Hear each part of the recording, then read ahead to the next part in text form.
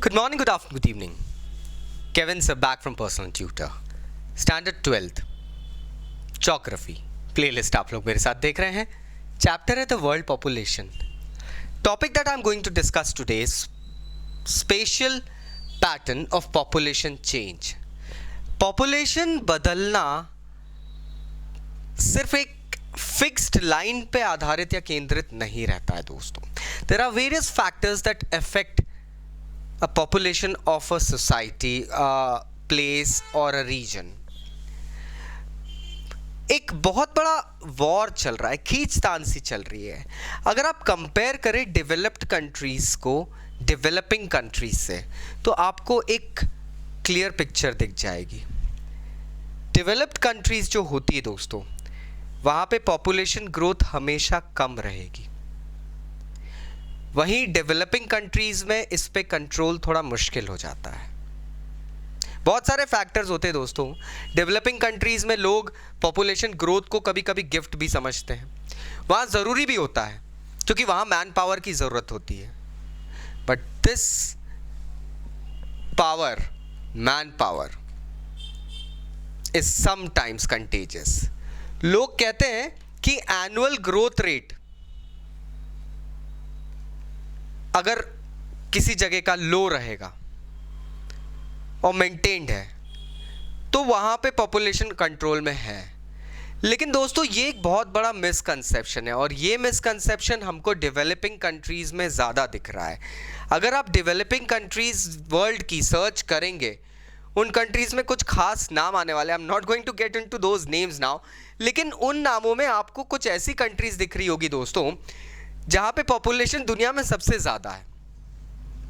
अगर हम अपने एशियन सब कॉन्टिनेंट की बात कर लें तो 4 ऐसे देश हैं, that is China, India, Indonesia, Pakistan. ये कुछ ऐसे देश हैं जहाँ पे पॉपुलेशन दुनिया के टॉप 5 कंट्रीज़ में, अमेरिका को अगर हटा दे, 3rd नंबर पे आता है, हटा दे तो ये 4 कंट्रीज़ बचती है.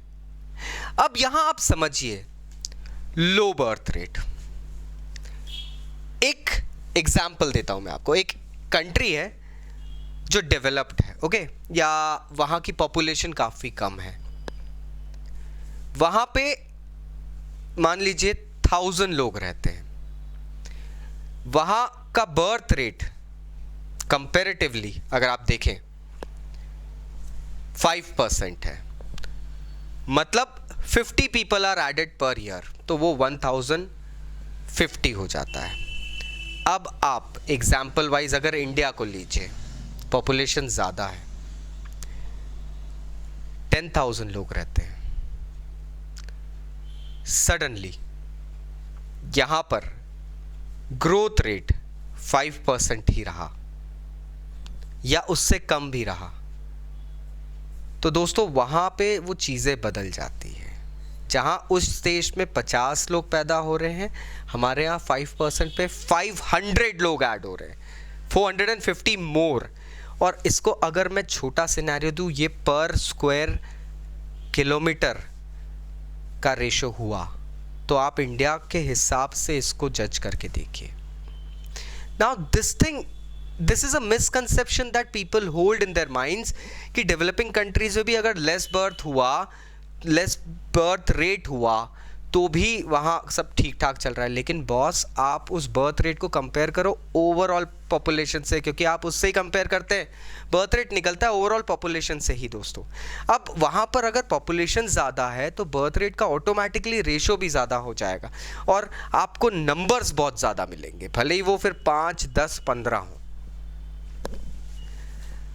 लोग कहते हैं कि एक छोटा सा एनुअल बर्थ रेट मेंटेन करके रखो, लेकिन लोग जो ऑलरेडी एग्जिस्टिंग पॉपुलेशन है उसके फिगर पे इसको थोड़ा सा देख नहीं पाते हैं. इसका असर क्या होता है, इसका इम्पैक्ट क्या होता है? इसका इम्पैक्ट ये होता है कि देखिए, यूजुअली अगर कंट्रीज़ की बात करें हम, डेवलपिंग कंट्रीज़ के लिए ज़रूरी है population growth. They need man power, they need skilled personnel, they need educated intellectuals who can go ahead and take the country to the next level.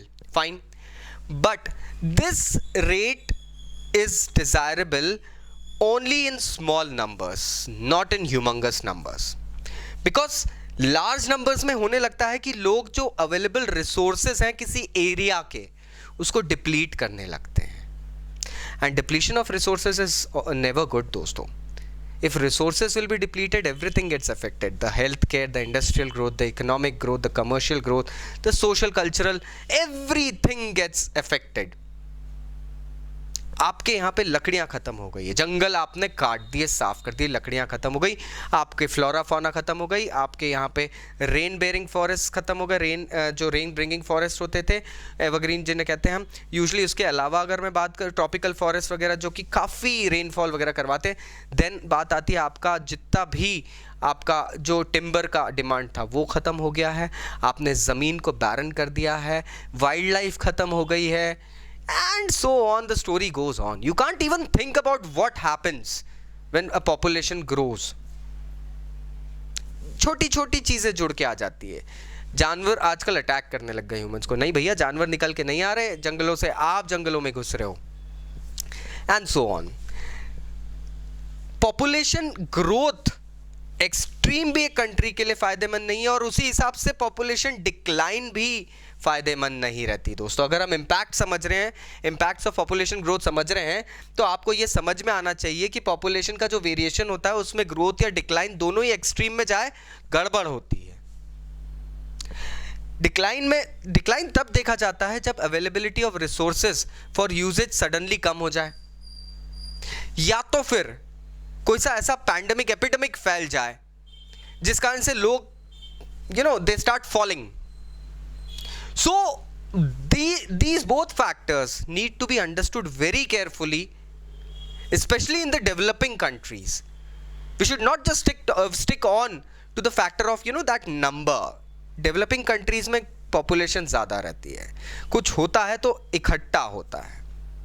So now you got the thing, special pattern of population change and impacts of this growth. Still अगर कोई doubt से नीचे comment box से comment करना मत भूलना दोस्तों। This is Kevin sir signing off. Thank you very much, take care, bye bye.